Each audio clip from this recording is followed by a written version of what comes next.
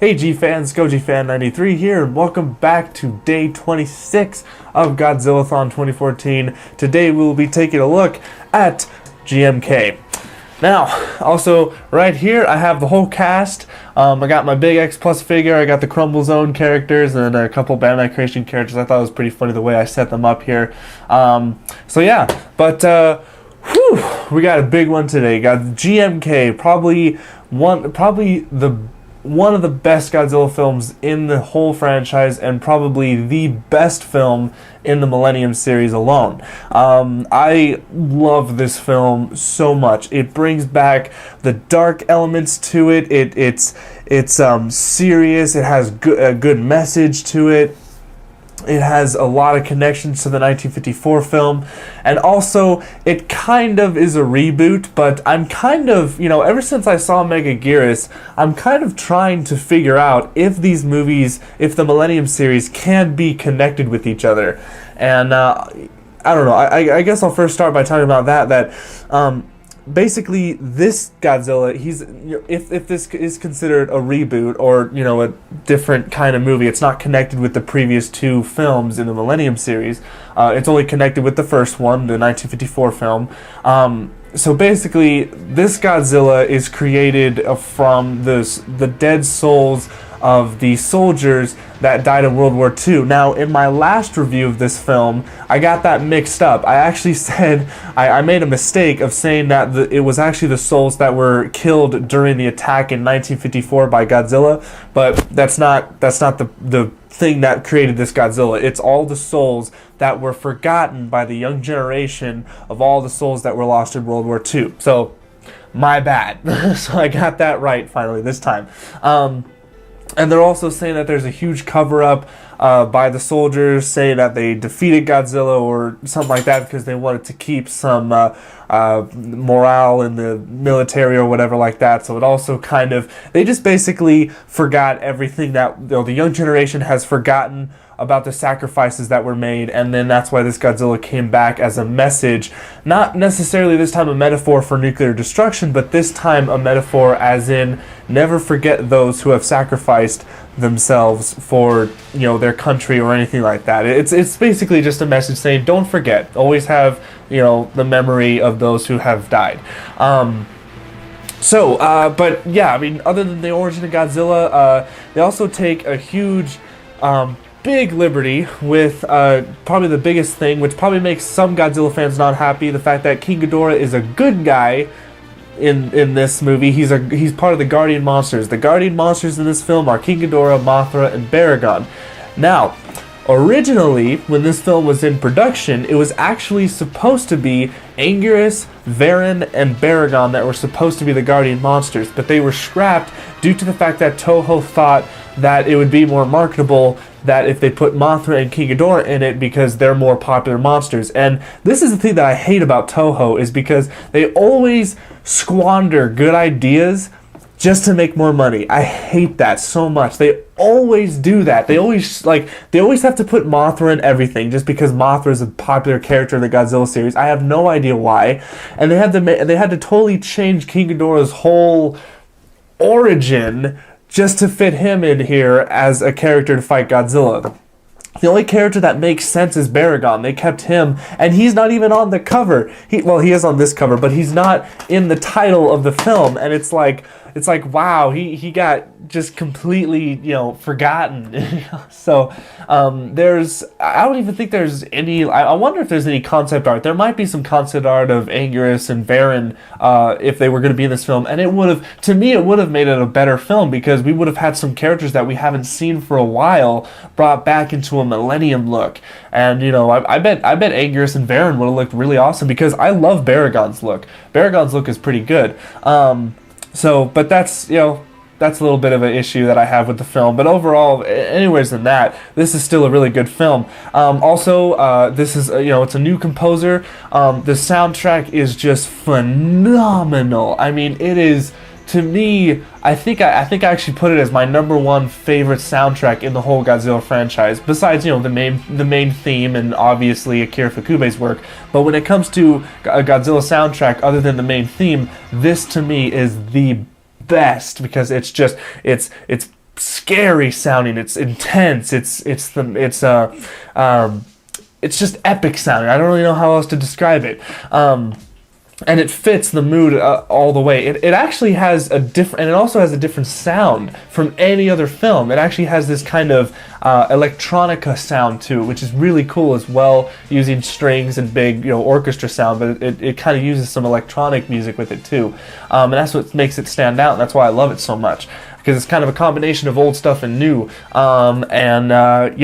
Also, this movie was directed by the same, I don't know his name, but it was directed by the same guy who directed the Gamera trilogy, which I just love. And so it was perfect that he got his hands on Godzilla and was able to do the stuff that he did with Gamera, and you can totally see the connection between this film and the Gamera trilogy, especially with Gamera 3, because both those films, I don't know, there's a lot of connections. And the thing with Godzilla, how his design overall, people call him the Ghost Godzilla, and that's because his eyes, he doesn't have any pupils. And obviously, I'm gonna give a little funny shout out here to the Master of Carnage. He's made this whole hashtag no pupils thing, so there you go, man.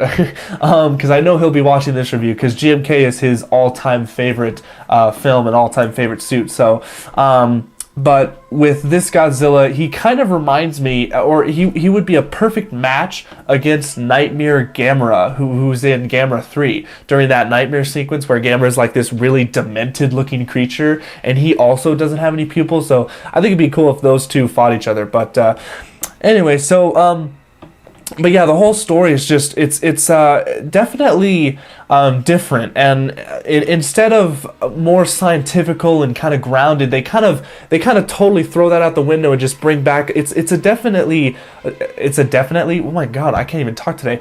It's more of a spiritual film. We got the guardian monsters, the 1,000-year-old dragon, which is King Ghidorah. But they just call him Ghidorah in this film. And we got Godzilla, which is basically made up of all the souls of the dead soldiers and people who passed away. It's a very spiritual film, and I love that. I think it's really awesome because there's lore behind it and stuff. It's really cool. And basically it just, the story goes as just Godzilla pops back up again, and the military is trying to figure out what to do with him, and guardian monsters show up and try to defend Earth. And what's funny is that, and I hate how Baragon got the short end of the stick in this film. He fights Godzilla first, and he fights Godzilla alone. And obviously, Baragon does not stand a chance against Godzilla, and Godzilla beats the crap out of Baragon. And, there's here, I'm gonna put you over here, buddy. But anyways, there's a part where Baragon's just trying to climb this mountain or hill or whatever, and Godzilla just keeps on slamming it with his tail, and you see it and what I love about this film is that they give the monsters character. There's a lot of animatronics going on with the face, and I love it. There's eyes blinking, eyebrows are moving, the chins, his lips are kind of curling up. It's really, really good animatronics, and they put it with every monster except for Mothra, because I don't know, but definitely Baragon. And he's so cute. I think he's a cute monster. I don't know. I would love to have him as a pet. Actually, they even say that in the movie, I think. But it's just, Godzilla just destroys Baragon. He doesn't even have a chance. And then when he fights Mothra, King Ghidorah pops up, and it's a kind of a 2-on-1 battle. But even still, Godzilla still kills both of them with ease. And Godzilla's a very in this one they made Godzilla very what do I want to say? Sneaky and smart, because there's parts where Baragon is on top of the hill when they're doing their first battle, and Baragon, here, I'm going to demonstrate because I have the figures right here. So Baragon is okay, so right here we have Baragon on the hill, Godzilla's right here, and Baragon's going to charge at Godzilla, but what he does is Godzilla just goes, oh nope, and he just whacks him with his tail, and he flies up in the air and just lands on the ground. It's just ridiculous. And then there's another part where Godzilla sees some Navy ships out in the water, so he's gonna go towards them. But Mothra, she flies up behind him, and then he's charging his breast, but she doesn't know that he's actually gonna turn around and then shoot her, and then she flies away. She just blows up, and so it's just ridiculous. Godzilla Godzilla's a meanie pants in this one. I mean, he is just brutal and ruthless. And you know, the thing that was weird about King Ghidorah kind of reminded me of like a Pokemon in this one, because it seemed like Ghidorah popped up, he had his abilities, but he couldn't fly and he couldn't shoot his gravity beams. I just call them his electric beams or whatever. And then like he dies first, and then like Mothra dies, but then her essence goes into King Ghidorah, and then he can fly. So it's like he's evolved, and once he can fly, then he kind of just runs into Godzilla. They fight underwater. There's, you know, cool underwater sequence, and then King Ghidorah dies again, and then a stone that one of the main characters were holding, like a stone falls, and it gives King Ghidorah the strength again, and then he evolves again to where now he can fly and shoot his gravity beams, and it's just like, are you a Pokemon? I don't know.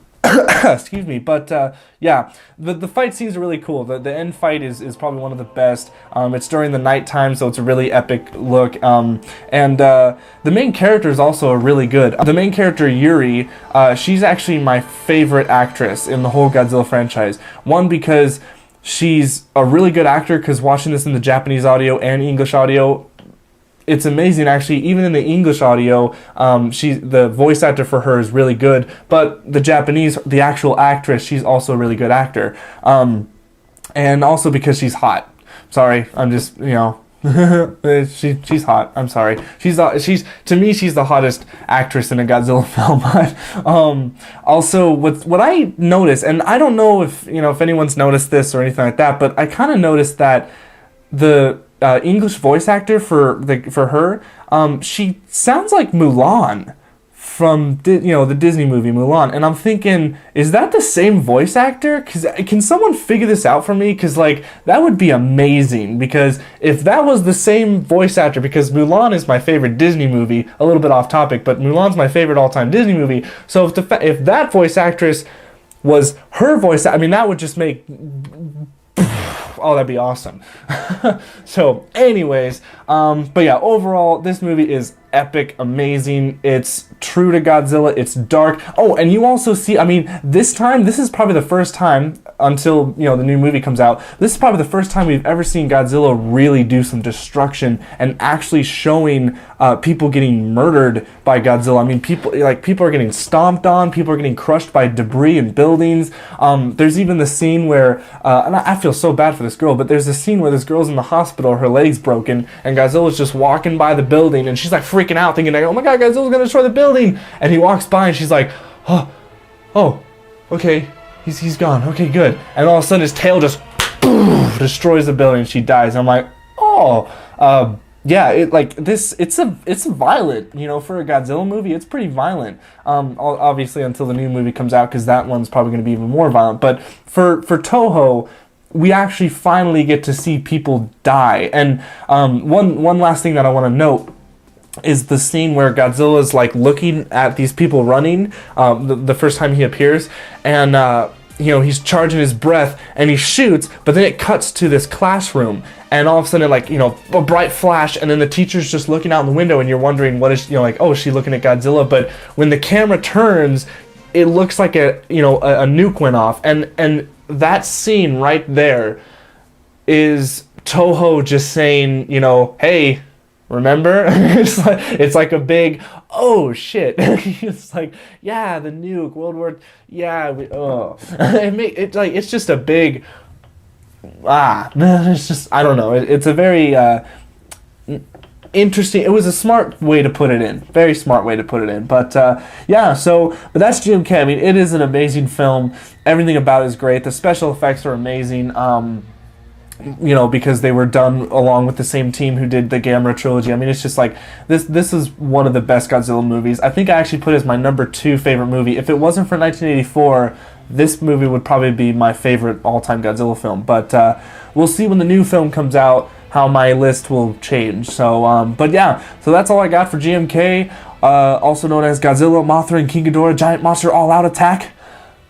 And yeah, so stay tuned for tomorrow for Godzilla against Mechagodzilla, and I'll see you guys then. Stay big, G-fans.